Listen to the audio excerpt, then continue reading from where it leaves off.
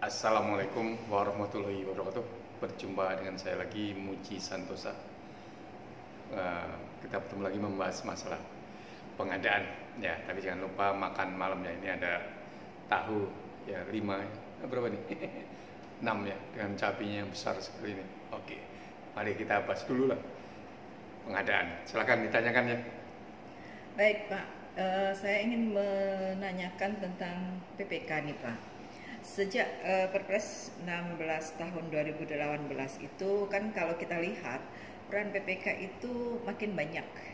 Nah, semakin banyak peran yang diperankan oleh si PPK ini, maka kemungkinan berakibat terjadi kesalahan-kesalahan gitu. Nah, kalau salah seperti itu misalkan, apa bisa itu dipidana tipikor ya Pak?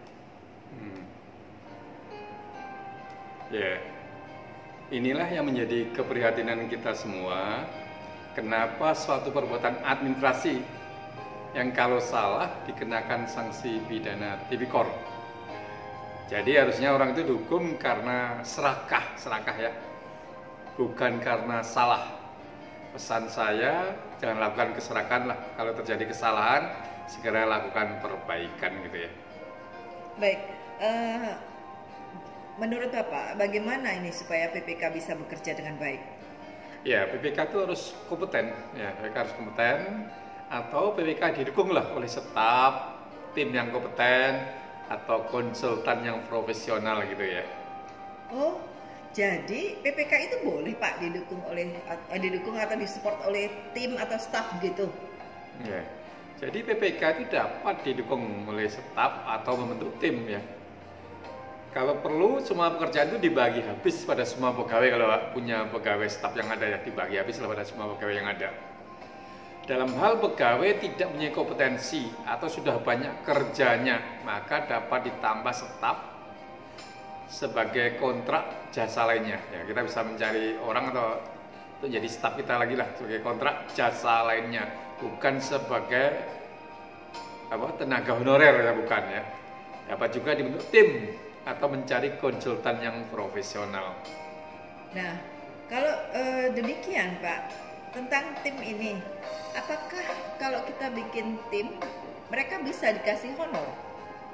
Ya, tim dapat dibentuk oleh kuasa pengguna anggaran KPA ya, kepala kantor, kepala dinas ya. Tim agar dibuat sesuai urgensinya lah, bukan untuk pemerataan honor ya.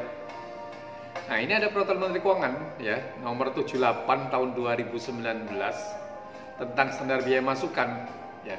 Di poin 17-nya di sana dikatakan untuk apa? Honorarium tim pelaksana kegiatan ya.